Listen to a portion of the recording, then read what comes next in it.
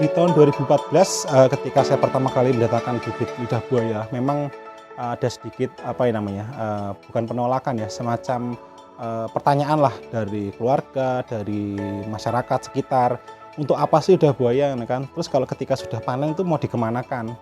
Ada yang mau beli? Itu kan pertanyaan lumrah ya ketika kita mendatangkan sebuah komoditas baru, itu pasti mereka akan sedikit bukan meremehkan sih, mempertanyakan saja. Tapi di 2015 ketika saya menunggu masa panen, karena memang lidah buaya ini masa panen cukup lama, 1 sampai 1,5 tahun itu baru kita panen pertama kali. Walaupun nanti selebihnya itu per 3 minggu kita bisa panen terus. Nah, di tahun 2016 tadi itu saya mulai memproduksi pertama kali minuman nata de aloe vera. Itu menjadi pembuktian kepada keluarga dan juga masyarakat bahwasanya memang tujuan saya adalah menciptakan hilirnya. Jadi saya tidak terpaku untuk mencari tengkulak atau pembeli-pembeli yang bisa memainkan harga seperti pada umumnya di komoditas lain. Saya akan menciptakan jenjang dari hulu sampai hilir, dari mulai budidaya sampai pengolahannya.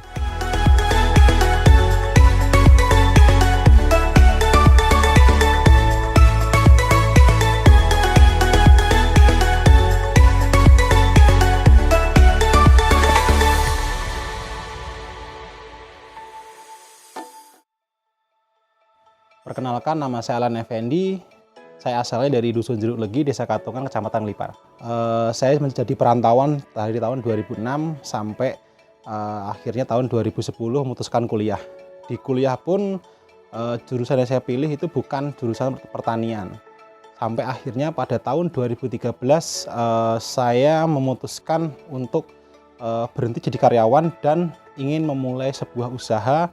Dan usaha itu saya rintis di kampung halaman. Nah, yang jadi permasalahan adalah saya nggak punya basic usaha, nggak punya basic pertanian. Namun saya tetap menginginkan ketika saya pulang kampung nanti, saya kembali ke kampung halaman, saya ingin memulai usaha itu di bidang pertanian. Maka dari itu saya memulai mencari beberapa literasi dari buku dan internet terkait kira-kira tanaman apa sih yang cocok dan sesuai saya budidayakan di Gunung Kidul. Yang notabene pertama terkenalnya suhu kering ya, panasnya tinggi, tanahnya gersang seperti itu.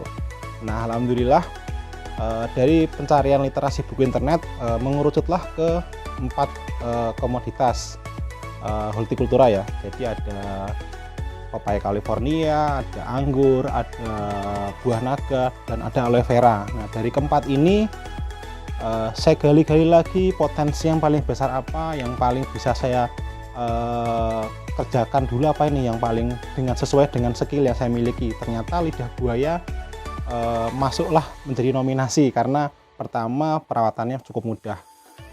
Dia cocok di suhu yang sangat kering seperti Gunung Kidul yang menghendaki sinar matahari yang sangat intens pagi sampai sore.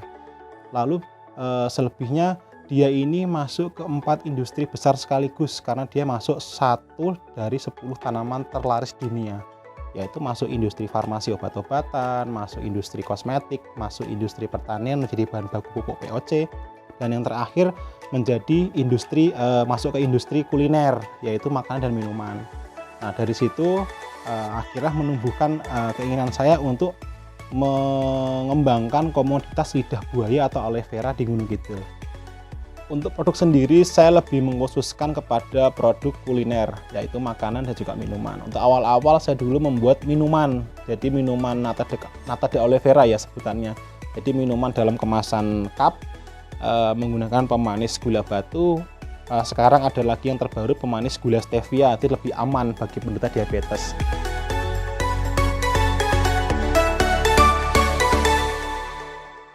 Dari puluhan jenis itu yang bisa dibudidaya dan juga memiliki nilai ekonomis paling tinggi itu ada 3. Yang pertama Sinensis Barker, yang kedua ada Barbadensis Miller, yang ketiga ada Ferox. Nah, saya membudidaya 2 jenis, Sinensis dan Barbadensis. Ini yang memiliki ukuran paling besar, memiliki kandungan yang paling bagus. Konsep usaha saya adalah usaha berkembang bareng masyarakat sekitar. Jadi mereka 2018 itu saya modali bibit untuk mereka budidayakan dan mereka nanti mensuplai hasil panennya ke perusahaan saya. Dan di 2019 mereka tidak hanya mampu mensuplai bahan baku, namun juga bisa mengolah produk turunan lain seperti permennya, keripiknya, dodolnya, dan nanti dititipkan saya atau dijual sendiri ke marketplace, ke sosial media, ataupun ke jejaring reseller dan distributor. Kalau proses pengolahan lidah buaya ya, salah satunya adalah untuk produksi minuman nata de olive vera. Itu langkah awalnya, pertama kita akan memanen. Jadi penentuan panen ini kita akan melihat dari bentuk fisik tanamannya. Jadi kalau tanaman yang siap dipanen itu memiliki 3 kategori syaratnya. Pertama dari umurnya, kedua dari bentuk pelepahnya yang sudah menjuntai ke bawah ya saking beratnya. Yang ketiga adalah dia muncul bunga pertama kali. Menggunakan pisau kita panen, kita gores searah gores sedikit, lalu kita putar searah jarum jam atau berlawanan jarum jam itu supaya dia lepas dari tangkai utamanya. Setelah itu kita melakukan pencucian. Ada lagi langkah pengupasan kulitnya, karena kan kita ambil dagingnya, kita kupas kulitnya, lalu ada prosesnya pemotongan dadu, dan terakhir filet. Nah itu sebelum masuk ke perebusannya. Setelah potong dadu filet, nanti ada alurnya lagi untuk peremasan supaya busanya atau lendirnya itu bisa sedikit keluar. Setelah itu kita melakukan proses pencucian. Pencucian itu tujuannya supaya lendir-lendir dan juga busa tadi yang kita telah remas itu benar-benar luruh dari potongan dagingnya ini. Karena itu nanti yang menimbulkan rasa langu, rasa pahit, dan juga rasa khas lidah buaya. Seperti itu. Nah setelah itu kita masuk perendaman. Nah perendaman ini yang memerlukan waktu lumayan lama, minimal 6 jam. Jadi kalau saya biasanya sore mengolah, besok pagi baru dilakukan perebusan. Jadi perendaman itu minimal 6 jam atau semalaman.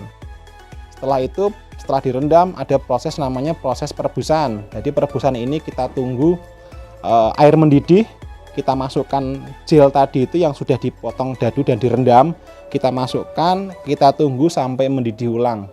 Setelah didih ulang, kita angkat, kita tiriskan. Nah itu nanti yang menjadi bahan baku kita untuk dicampur dengan pemanis. Pemanisnya bisa terserah ya, kalau saya dengan gula batu.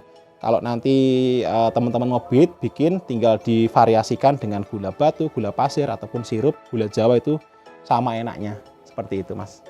Ya untuk teman-teman ataupun masyarakat yang ingin turut serta membudidayakan lidah buaya dan juga berkeinginan untuk mempunyai bisnis seperti yang saya geluti saat ini, yang pertama persiapkan adalah keinginan dulu, niat. Yang kedua adalah skill, karena lidah buaya walaupun tanaman yang mudah, namun dia juga memerlukan perawatan yang yang khusus ya, supaya hasilnya juga maksimal, besar-besar, dan juga ilmu tentang pengolahan minuman, higienis seperti apa, itu mesti dipelajari dulu. Setelah itu baru mikir tentang gimana caranya memasarkan. Ya untuk produk sendiri, saya sekarang memproduksi minuman nata de olive vera kemasan cup 120 ml yang saya kemas menggunakan kemasan pack isi 6 seperti ini, ataupun kemasan yang premium, kemasan botol. Ini kelebihannya adalah selain produk ini pertama dibuat dengan bahan-bahan alami oleh lidah buaya, yang terkenal memiliki manfaat dan juga kandungan yang cukup bagus buat kesehatan, diolah secara higienis dan memiliki manfaat selain segar, dan juga dia untuk pencernaan karena dia ini memiliki serat yang sangat tinggi, dan juga menggunakan pemanis gula batu dan juga gula stevia. Jadi cukup aman sekali dan juga nikmat, dan yang jelas bermanfaat bagi kesehatan.